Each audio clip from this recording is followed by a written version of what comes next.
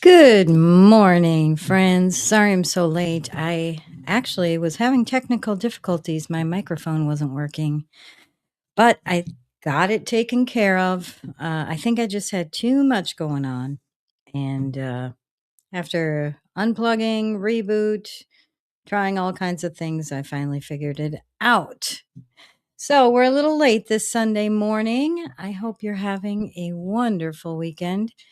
Today, we are going to go through, it's day 109, April 19th. We're going to go through 1 Samuel chapters 30 and 31, 2 Samuel chapter 1, verses 1 through 16, and 2 Samuel chapter 4, verse 4. 1 Chronicles chapter 12, 20 through 22, chapter 10, 1 through 14, chapter 9, 40 through 44. It took me a little while to organize these and do these in the right order. So let's go ahead and get started. We are going to start with David destroys the Amalekites, 1 Samuel. All right, let's pull this up. David and his men reached Ziklag on the third day. Now the Amalekites had raided the Negev and Ziklag. They had attacked Ziklag and burned it, and had taken captive the women and everyone else in it, both young and old. They killed none of them, but carried them off as they went on their way. By the way, this is 1010 BC. And even though it's late, I'm still finishing up my coffee this morning. When David and his men reached Ziklag, they found it destroyed by fire and their wives and sons and daughters taken captive. So David and his men wept aloud until they had no strength left to weep.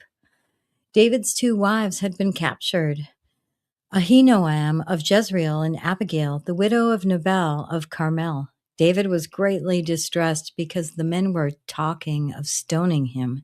Each one was bitter in spirit because of his sons and daughters. But David found strength in the Lord, his God. Then David said to Abiathar the priest, the son of Ahimelech, "Bring me the ephod." Abiathar brought it to him, and David inquired of the Lord, "Shall I pursue this raiding party? Will I overtake them?" "Pursue them," he answered. "You will certainly overtake them and succeed in the rescue." David and the 600 men with him came to the Besor valley, where some stayed behind. 200 of them were too exhausted to cross the valley. But David and the other 400 continued the pursuit.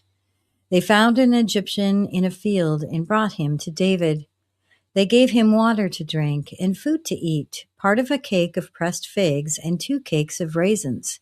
He ate and was revived, for he had not eaten any food or drunk any water for 3 days and 3 nights. David asked him, "Who do you belong to? Where do you come from?" He said, "I am an Egyptian, the slave of an Amalekite. My master abandoned me when I became ill 3 days ago. We raided the Negev of the Kerethites, some territory belonging to Judah, and the Negev of Caleb, and we burned Ziklag." David asked him, "Can you lead me down to this raiding party?" He answered, "Swear to me before God that you will not kill me or hand me over to my master, and I will take you down to them." He led David down, and there they were, scattered over the countryside, eating, drinking, and reveling, because of the great amount of plunder they had taken from the land of the Philistines and from Judah. David fought them from dusk until the evening of the next day, and none of them got away except 400 young men who rode off on camels and fled. David recovered everything the Amalekites had taken, including his 2 wives. Nothing was missing, young or old, boy or girl, plunder, or anything else they had taken. David brought everything back. He took all the flocks and herds, and his men drove them ahead of the other livestock, saying, "This is David's plunder." Then David came to the 200 men who had been too exhausted to follow him and who were left behind at the Besor valley. They came out to meet David and the men with him. As David and his men approached, he asked them how they were. But all the evil men and troublemakers among David's followers said, "Because they did not go out with us, we will not share with them the plunder we recovered. However, each man may take his wife and children and go." David replied, "No, my brothers, you must not do that with what the Lord has given us. He has protected us and delivered into our hands the raiding party that came against us. Who will listen to what you say? The share of the man who stayed with the supplies is to be the same as that of him who went down to the battle. All will share alike." David made this a statute and ordinance for Israel from that day to this. When David reached Ziklag, he sent some of the plunder to the elders of Judah who were his friends, saying, "Here's a gift for you from the plunder of the Lord's enemies." David sent it to those who were in Bethel, Ramoth Negev, and Jatir, to those in Aror, Ziphmoth, Eshtemoa, and Rekal, to those in the towns of Jerahmeelites and the Kenites, to those in Hormah, Borashan, Athak, and Hebron, and those in all other places where he and his men had roamed. All right, next up, we're going to talk about the death of Saul.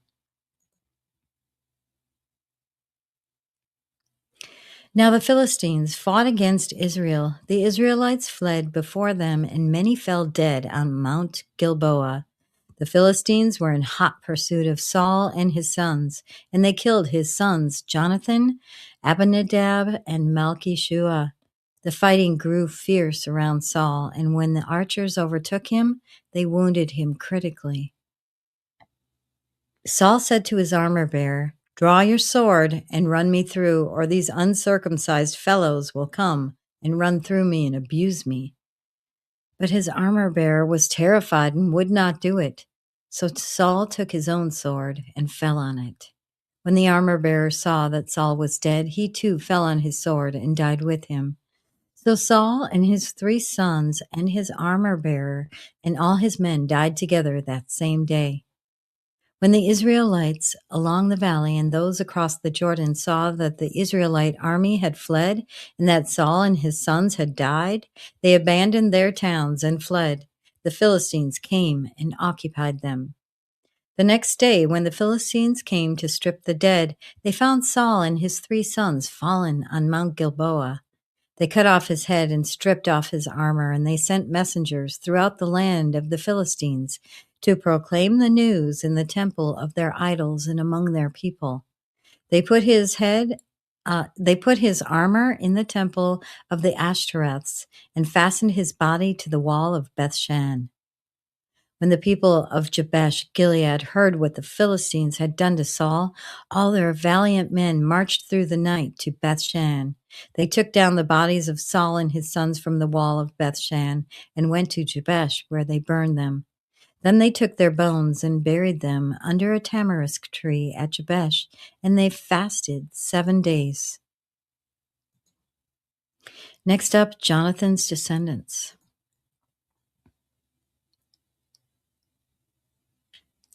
Did I cover everything with the death of Saul? I did not. My apologies. Let's go back.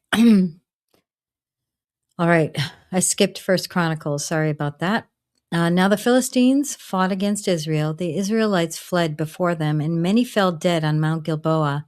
The Philistines were in hot pursuit of Saul and his sons, and they killed his sons Jonathan, Abinadab, and Malchishua. The fighting grew fierce around Saul, and when the archers overtook him, they wounded him. Oh, sorry. Yes. Sorry, I thought I was repeating. I kind of am, but that's what First Chronicles is doing. Saul said to his armor-bearer, "Draw your sword and run me through, or these uncircumcised fellows will come and abuse me." But his armor-bearer was terrified and would not do it. So Saul took his own sword and fell on it. When the armor-bearer saw that Saul was dead, he too fell on his sword and died. So Saul and his 3 sons died, and all his house died together. When all the Israelites in the valley saw that the army had fled and that Saul and his sons had died, they abandoned their towns and fled, and the Philistines came and occupied them. The next day, when the Philistines came to strip the dead, they found Saul and his sons fallen on Mount Gilboa. They stripped him and took his head and armor and sent messengers throughout the land of the Philistines to proclaim the news among their idols and their people. They put his armor in the temple of their gods and hung up his head in the temple of Dagon. When all the inhabitants of Jabesh Gilead heard what the Philistines had done to Saul, all their valiant men went and took the bodies of Saul and his sons and brought them to Jabesh. Then they buried their bones under the great tree in Jabesh, and they fasted 7 days. Saul died because he was unfaithful to the Lord. He did not keep the word of the Lord and even consulted a medium for guidance and did not inquire of the Lord. So the Lord put him to death and turned the kingdom over to David, son of Jesse. Now we'll go to Jonathan's descendants. Sorry about that. All right, the son of Jonathan, Merib-Baal, who was the father of Micah. The sons of Micah, Pithon, Melech, Teriah, and Ahaz. Ahaz was the father of Jada. Jada was the father of Elameth, Asmaveth, and Zimri was the father of Moza. Moza was the father of Beniah. Raphiah was his son. Elisa, his son, and Azel, his son. Azel had 6 sons, and these were their names: Azrikam, Bokiru, Ishmael, Shiriah, Obadiah, and Hanan. These were the sons of Azel. All right. Next up. Wait a minute. Nope. Then we've got 2 Samuel 4:4. Jonathan, son of Saul, had a son who was lame in both feet. He was 5 years old when the news about Saul and Jonathan came from Jezreel. His nurse picked him up and fled, but as she hurried to leave, he fell and became disabled. His name was Mephibosheth. All right, next up, David learns of Saul's death. After the death of Saul, David returned from striking down the Amalekites and stayed in Ziklag 2 days. On the 3rd day, a man arrived from Saul's camp with his clothes torn and dust on his head. When he came to David, he fell to the ground to pay him honor. "Where have you come from?" David asked him. He answered, "I have escaped from the Israelite camp." "What happened?" David asked. "Tell me." "The men fled from the battle," he replied. "Many of them fell and died, and Saul and his son Jonathan are dead." Then David said to the young man who brought him the report, "How do you know that Saul and his son Jonathan are dead?" "I happened to be on Mount Gilboa," the young man said, "and there was Saul leaning on his spear with the chariots and their drivers in hot pursuit. When he turned around and saw me, he called out to me, and I said, 'What can I do?' He asked me, 'Who are you?' 'An Amalekite,' I answered. Then he said to me, 'Stand here by me and kill me. I am in the throes of death, but I'm still alive.' So I stood beside him and killed him because I knew that after he had fallen, he could not survive. And I took the crown that was on his head and the band on his arm and have brought them here to my Lord." Then David and all the men with him took hold of their clothes and tore them. They mourned and wept and fasted till evening for Saul and his son Jonathan, and for the army of the Lord and for the nation of Israel, because they had fallen by the sword. David said to the young man who brought him the report, "Where are you from?" "I am the son of a foreigner, an Amalekite," he answered. David asked him, "Why weren't you afraid to lift your hand to destroy the Lord's anointed?" Then David called one of his men and said, "Go, strike him down." So he struck him down, and he died. For David had said to him, "Your blood be on your own head. Your own mouth testified against you when you said, 'I killed the Lord's anointed.'" Interesting, because the previous chapter, or the previous reading, said Saul fell on his own sword. And this says this man helps Saul kill himself. And maybe it was both. Maybe it was both. Um, Curious what you think about that. Let me know in the comments. I'll probably research that. I want to know. I want to know. All right. Next up, we've got David's song for Saul and Jonathan. David's lament for Saul and Jonathan. David took up this lament concerning Saul and his son Jonathan, and he ordered that the people of Judah be taught this lament of the bow. It is written in the book of Jashar. A gazelle lies slain on your heights, Israel. How the mighty have fallen. Tell it not in Gath. Proclaim it not in the streets of Ashkelon.